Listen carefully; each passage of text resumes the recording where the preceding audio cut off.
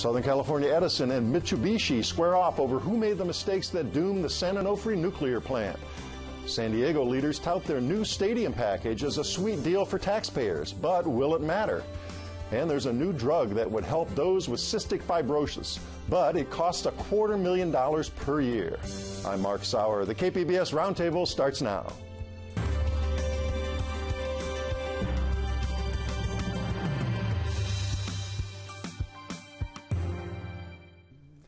Welcome to our discussion of the week's top stories. I'm Mark Sauer. And joining me at the Roundtable today are KPBS investigative reporter Amitha Sharma. Hi, Amitha. Hi, Mark. Good to have you back. Reporter Liam Dillon of the Voice of San Diego. Hey, Liam. Hi.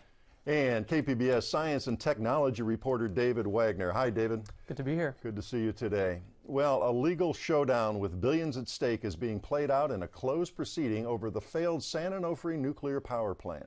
Southern California Edison claims Mitsubishi Heavy Industries is to blame for the flawed steam generators that closed the plant. But documents and emails may tell another story. Amitha, start by reminding us what went wrong specifically and caused the breakdown of this plant. Well, Mark, those steam generators, it should be pointed out, were supposed to last 40 years. But instead, after 1 year of operation, because of excessive tube wear inside one of those steam generators in early January 2012, there was a radioactive leak, and that ultimately forced the permanent closure of the plants. Okay, so the critical part of the story is when Edison and Mitsubishi engineers, they first raised questions over possible vibrations in these tubes you're talking about. So tell us when this first came up. What was the concern? Well, I can't say definitively if this was the first time it came up, but back in 2004, 2 months into the project, then Edison Vice President Dwight Nunn wrote a letter to Mitsubishi in which he said, quote, "I am concerned that there is the potential that design flaws could be inadvertently introduced into the steam generator design that will lead to unacceptable consequences." And then he cited tube wear. He went on to say this would be a disastrous outcome for both of us, and his words turned out to be prophetic. Mm-hmm. And well, absolutely, and that's exactly how it played out. So another important part of this story is that SoCal Edison avoided a review of federal regulators of this project, the new generators. How did they manage to avoid that? Well, wait, before we get into that, I mean, there were other documents that came up that followed that letter. So right after that letter was written, maybe 4 months later, Mitsubishi engineers met in Japan with Edison engineers, and that tube wear issue came up again. And those Edison engineers then proclaimed that Mitsubishi's prior experience in building these steam generators was basically invalid. But the most important document that's been out there so far is what's called the root cause analysis report, in which Mitsubishi says that, look, we had potential fixes to the design flaw that led to the excessive tube wear, but we were hamstrung because Edison didn't want to make drastic changes because it wanted to avoid going through a license amendment process with federal regulators. Okay, so that would have been, that federal process would have been costly. It would have maybe delayed the project, might have taken a long time. You can see why they wouldn't want to go through that. But if they had gone through that, might that process, the regulation process, have caught these design flaws and well, it's interesting. kept the plant going? A former NRC staffer has come out and said that if they had gone through that evaluation, that those steam generators would have never been approved. And so they didn't. And so what happened, and if you go back to that 2004 letter, you know, there's some foreshadowing of that as well, because that Edison vice president describes those replacement steam generators as some of the largest built ever in the United States that would require a new design beyond what is currently available. And yet, Edison was able to put in those new steam generators without going through prior approval, under a rule, under an NRC rule, without prior approval, if they could show that no major changes were made to that equipment. Now, Barbara Boxer has said, look, that's proof. California Senator, right. Of course. Senator Barbara Boxer has said that's proof that Edison misled federal regulators. But an inspector general said last year that basically the NRC is the one that should be knocked because they approved these steam generators without doing a comprehensive review. So a lot of blame to go around. So a big question is why Edison wanted to install these untried and risky generators. And Mike Aguirre, the former city attorney, he's filed suit against Edison. We've got a clip from him. Let's hear what he says about that. Edison's attitude was, look, the worst that can happen is the plant will shut down, but we'll still get paid. We just might not get as big a return on our money as we otherwise would. So Edison was flying, high based on the idea that if there was a problem, it would just be pushed off to the ratepayers, and the PUC would bail out Edison, and that's exactly what happened. So there's a sense of outrage here. Liam, do you feel that as this is all playing out now? Sure. I think it's interesting is that, I don't necessarily in this whole process blame the company for asking for ratepayers to pony up. I think the question is, that's what the company's supposed to do. I mean, they have their obligation to their shareholders to have the most return that they possibly can. The question for me is, well, okay, are the ratepayers actually going to protect us from whether these claims are exorbitant or not? And that's sort of the outrage, is whether the people who are there we choose, that our representatives choose to protect us, are actually doing their jobs. Is the PUC going to step in and protect us here? We've got this deal, which we'll get to. Well, as you can well imagine, this deal has this $3.3 billion that ratepayers are being asked to cover for the closure of San Onofre. The cost of the closure of San Onofre has prompted a lot of outrage among customers, among lawmakers, and basically that outrage stems from how this deal was reached. We've talked about this on the show before. A state regulator met in secret with a former Edison executive a couple years ago in Poland, and that was the genesis of this settlement. And so a lot of people believe that with Edison now increasing the amount of money it's asking from Mitsubishi for these flawed steam generators, they've gone from $4 billion to $7.6 billion.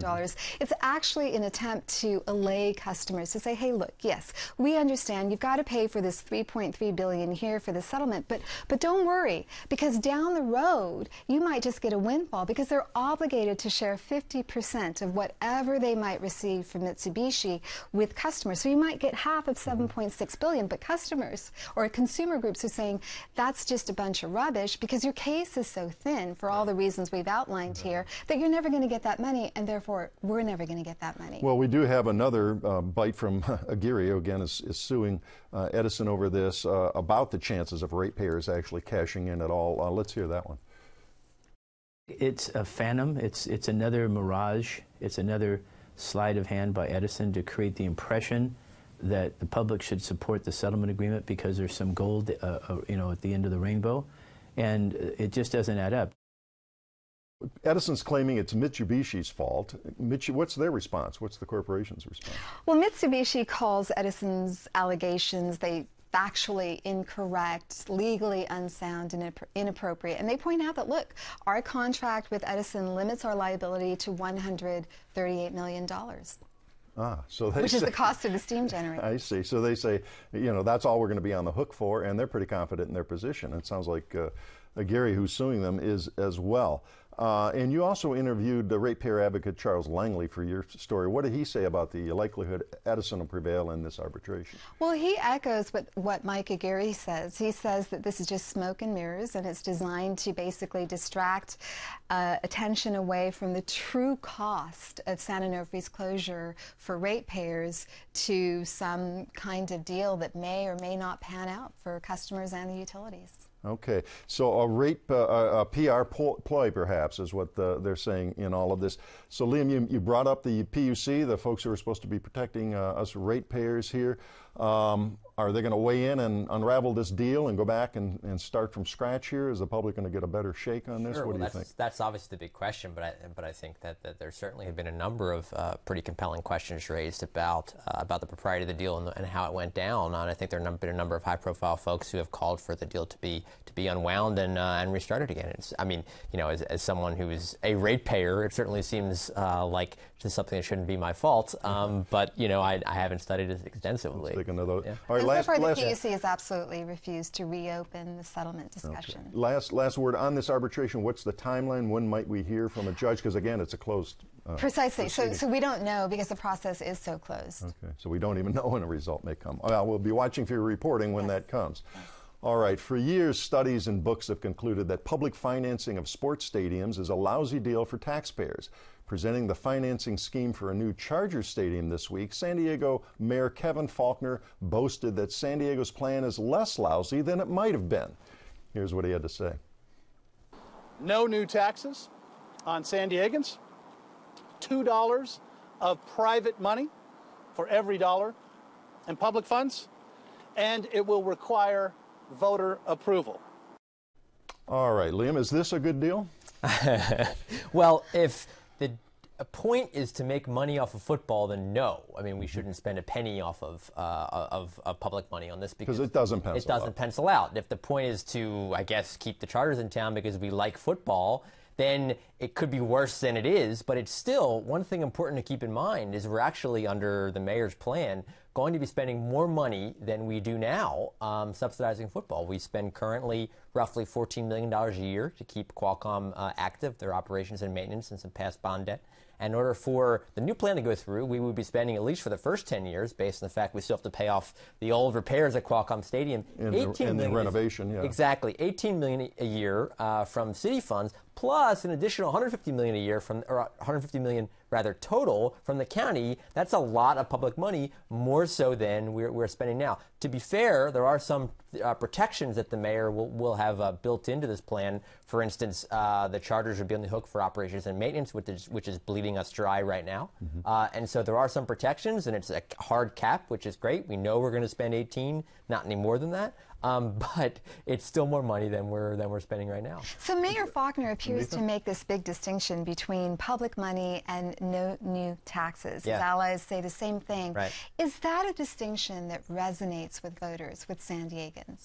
It may resonate with voters, but I think from a financial perspective, it's actually worse. I mean, I think the better deal for taxpayers is a tax increase that would be dedicated to this stadium, because that's being portrayed right now, or the plan is right now. This is literally taking money from fire, police, library, road repairs. This is money that would otherwise go there, that would be going towards a new stadium. If there were a tax increase, then that pile of money we have now could go towards those things without any interruption. And the same situation with the county. So you've explained where the city would come out of the general fund. What about the county? General fund as well. There's no bond or special tax there. It would be the general fund as well. Ultimately backed by the general fund, yes. Okay. So the bottom line, is this going to cost San Diegans more or less than we're paying for Qualcomm now? Because that's, to me, seems where the rub is on the political spin of all this presentation. More than we're paying now, but it'll be capped. So that's a good thing. Part of the problem with Qualcomm is we don't know how much every year we're going to be spending on it. And additionally, Qualcomm has roughly $80 million in deferred maintenance. Right. That, you know, a new stadium, spanking new, wouldn't have. Not only wouldn't have, if something big broke, it'd be the Chargers' responsibility to repair it. Right now, if, say, the school board fell off Qualcomm, that would be on us to make that big fix. And we're the Chargers. They love this plan. They've said, yeah, that's great. This looks swell to us. They've said the exact opposite. They aren't even around, are they? They're no, we don't like it. We don't like anything you're doing. And by the way, Los Angeles is fantastic. And, you know, that's where our minds are right. Exactly. So how much of this is just going through the motions, with the city doing what it needs to do to send the NFL the message that look, we're showing good faith here, but we're not getting good faith on the part of the Chargers. Get them back to the negotiation table. I think that's the city's argument, and I think that's a decent enough argument in the sense that you know, the NFL owners had a meeting last week, or rather this week. It was relatively recently, and in that meeting, San Diego was invited to participate along with St. Louis, but Oakland, which has made no progress on putting together a stadium, was not invited. And as certainly everyone seems to think that far and away the least likely major market right now to have a plan is Oakland. They don't have anything. And so San Diego and St. Louis are much further along. Okay. Let's talk about this environmental impact report, because this site, we're talking about the same stadium site where Qualcomm is now. Everybody's familiar with it. They're in Mission Valley along the river. Yeah. We hustled up this report, and it was really 6,000 pages. Is that going to fly?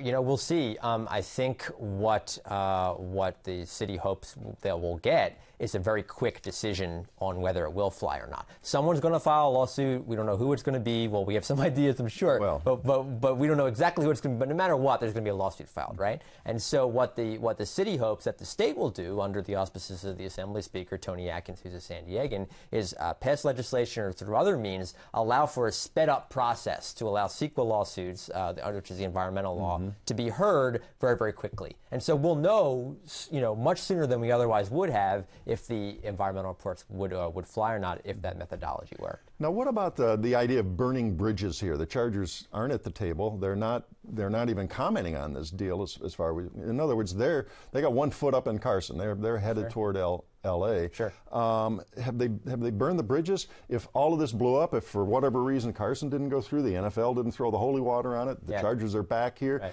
Is it too much? We're jilted lovers and we're not going to accept you back? Where are we with all that? No, I think that we will, because we like football. We like having a team to call our own in town. It's really interesting to me through this whole process. You see fans get outraged at the Chargers Stadium point man Mark Fabiani. You see fans get outraged at Carmen Policy, who's the guy who's leading the effort in Carson. Hired by the Spanos family. But you don't see the same outrage geared towards Spanos, which is interesting because he's telling them what to do. They're working for him. Yeah. So, but why don't you see the same outrage? I think Spanos has put these guys out front to take the bullets. I mean, it was funny. We saw there was a piñata of Mark Fabiani, a photo going around the internet. But aren't people sophisticated enough to understand that they're taking their orders from Spanos? Well, I mean, in a certain extent, yes. But I think also in order to people want to like the Chargers, that people want to like having a team here, and it's easier to blame the messengers than perhaps the person who's paying the messengers. That's the whole point. Root for your team. Root for your hometown team. Make our city proud. That's the whole point. The question is, how much is that worth? How many hundreds of millions of dollars over time? Right. So what's our timetable? We had the presentations to the NFL of all these stadium plans, or 2 major stadium plans in Los Angeles this week as well. Didn't get a lot of reaction on what the owners or their representatives might think on all of this, but at some point there's got to be a timetable. NFL's going to say, here's what we want to happen, which will have great weight. The thing, Carson has to move forward. When's all this going to be decided? There's going to be another meeting of the owners in October, and then I think we'll know by the end of the year or very soon after whether there's going to be a team moving to Los Angeles in 2016. And I think that's sort of the time horizon, and I think probably the best bet for the city of San Diego, assuming that the folks want to keep the Chargers around, is for the NFL to postpone that decision for a year. Because not have a team go to LA for 2016, or decide, hey, we're far enough along in San Diego that the Rams, you can go, and then it sort of starts all over again with the Chargers for another year. Still a lot of stuff up in the air. And then they're obviously going to play this season here, 2015 into 2016, and maybe a second lame duck season, as it were, if that deal goes through up there, right? Well, the NFL is trying very hard to minimize all sorts of things. They don't want a situation where a team is playing for an entire season in a city where they're not going to be the next season. 2 seasons. Or 2 seasons where they're not.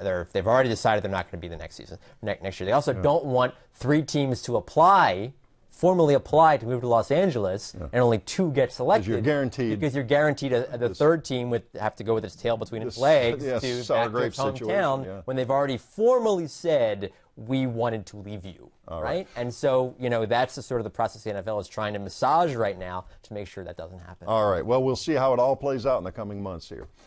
Well, we'll shift gears now. Cystic fibrosis is an awful disease that affects the lungs and causes repeated infections, hospital stays, and shortened lives. So when a new drug was discovered in San Diego to treat cystic fibrosis, that should be good news. But David, it's not good news to everybody. Tell us what this drug is and, more importantly, what it costs. Right. This drug is called Orkambi. It's made by a company called Vertex Pharmaceuticals. They're based in Boston, but like you said, research on this drug dates back to the 90s here in San Diego, and the drug was really discovered here. The cost is about $250,000 per patient per year, like you said. Well, I mean, that is just stunning. And we'll get in a moment here to other very costly drugs and the ethical and other considerations this is causing within the medical community and among patients. So the first reaction from a lot of people, I think, is how could any pharmaceutical company charge so much for one drug? Well, the Vertex spokesperson I talked with said the cost is based on, like I said, nearly 2 decades of drug development. They have to recoup those costs. Drug development's very expensive.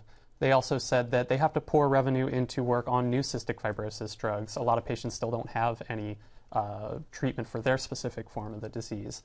Critics, however, say Vertex is spending too much on executive pay, and they want them to be a little bit more transparent about how much they really are spending on drug development separated from other costs. How effective is this drug? Right. The drug is not a cure. Vertex isn't claiming it's a cure. However, it is the first drug that does treat cystic fibrosis itself for patients with this form of the disease. It's the first drug of its kind that treats the disease and not just the symptoms. So you could say it's the only effective drug of its kind on the market. However, it is not a cure. FDA advisors have reported that it produces statistically significant but only modest improvement in lung function. Well, let's bring this around on a personal level. You interviewed a woman for your story. Tell us who she is. She had a rather remarkable story and the impact on her life. Right. She's a 27-year-old woman living in San Diego, Kaylin Ellsbury.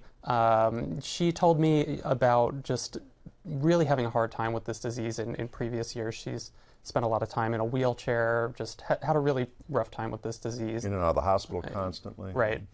She's turned her life around to some degree, though, by just pouring herself into fitness. She's now a Zumba instructor, a personal trainer. So she looks like she's in great shape. Just to see her, you wouldn't guess that she might be struggling with this chronic disease.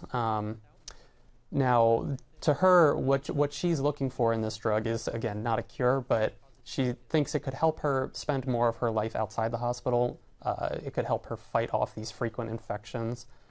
So it could improve her quality of life even if it doesn't eradicate the disease. Now, on this cost of the drug, what's the reaction from cystic fibrosis experts to this cost?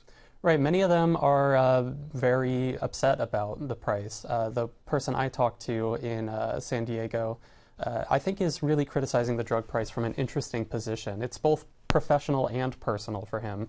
So this is Paul Quinton, right? Researcher. His name is Paul Quinton. He's at UC San Diego. He's been studying cystic fibrosis since the 70s, and early work that he and other cystic fibrosis researchers did really allowed Vertex to develop this drug in the first place. So he's kind of seeing his life's work culminate in the development of this drug, and he's feeling very conflicted about what it is costing. It's personal for him too, though, because he has cystic fibrosis, and he's on another Vertex drug that came out a couple years ago called Kalydeco that treats a less common form of the disease. And that drug costs over $300,000 per year. So he would be the first to tell you that it has improved his quality of life, but he doesn't think it should be costing his health plan $300,000. Well, we do have his own words here. Let's hear a bite from him. This is the drug. Right? Each of these little pills costs over $400. For Kalydeco, this is about $5,600 in this little tablet. How can we sustain paying these kind of costs for drugs if we are trying to develop a healthcare medical system that is efficient and takes care of us well? I don't think we can do that. All right, and this isn't the only very costly drug here for this particular disease. There's others that actually offer cures and are very effective, but they're very expensive, tens of thousands sometimes here. What are a couple examples of those? Right, I think right there you were referring to a hepatitis C drug from Gilead, which costs about $85,000 for a course of treatment. Now, the economics with that drug, I think, are a little different and in an interesting way. Patients take this drug for a couple months, and for most people, it's an effective cure. It, cures them of hepatitis C. So some experts have argued maybe it is worth $85,000 to prevent people from having to get other kinds of treatments for the deal disease. with it for years and years. Right. So the calculus is different for this cystic fibrosis drug, where patients have to take it every year. Every day for years, for the rest of their lives. And do the insurance companies pay for this? I mean, you imagine only the super wealthy could pay for something like this if it weren't for insurance companies. How are they with all this? Right. Nobody's going to pay for this drug out of pocket, especially people with these very difficult diseases. So they'll get the drug if their insurance plan covers it. Some plans are already covering Orkambi, and patients are already on the drug. Others, the drug's only been approved for about a month now, so others are kind of in a limbo right now where they're seeing waiting to see if their plan will cover the drug or not. And don't insurance companies have a strong interest to make these companies justify their costs and be more transparent about what it costs over these many years to develop these drugs? I think yes, but I think for the time being they also have a strong interest in not getting sued. So we saw a whole episode with Kalydeco, the other Vertex drug, recently, where Arkansas's state plan decided not to cover the drug. Patients sued the state and eventually did get Arkansas to cover the drug for them. So denying drugs to sick people carries a lot of risk in our healthcare system. Okay, a few seconds left. There's a movement, including among many top cancer docs, that these drugs are too expensive. We've got to do something about the cost. Right, and there have been a couple bills introduced in state legislatures. One in Massachusetts seems to be making headway that would basically force drug companies to open up their books a bit more and detail exactly what they're spending on drug development separated from other costs. Yeah, like I said, it's only been introduced in a couple state legislatures, though. One introduced in California earlier this year hasn't gone anywhere. Well, we'll have to see how all that plays out. We are out of time. That wraps up another week of stories at the KPBS Roundtable. I'd like to thank my guests, Samitha Sharma of KPBS News, Liam Dillon of Voice of San Diego, and KPBS reporter David Wagner. A reminder, all the stories we discussed today are on our website, kpbs.org. I'm Mark Sauer. Thanks for joining us today on the Roundtable.